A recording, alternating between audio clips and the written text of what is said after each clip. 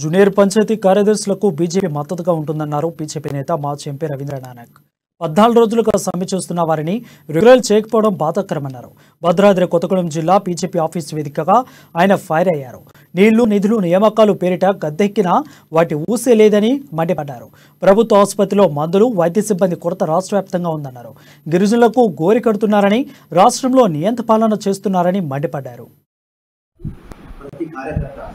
రాష్ట్ర స్థాయి నుండి బూత్ స్థాయి వరకు మరి ప్రయత్నం చేస్తూ అందులో భాగంగానే ఈరోజు జేపీఎస్ వాళ్ళ చేస్తున్నటువంటి 14 రోజుల దీక్షను విజిట్ చేయడం జరిగింది. నిన్న సత్తుపల్లిలో సింగరేణి కాంగ్రెస్ కొన్ని కార్యక్రమాలను ప్రజలు పడే భాగాలను సమీక్షించి విజిట్ చేసి వచ్చిన సందర్భంగా ముఖ్యంగా మనం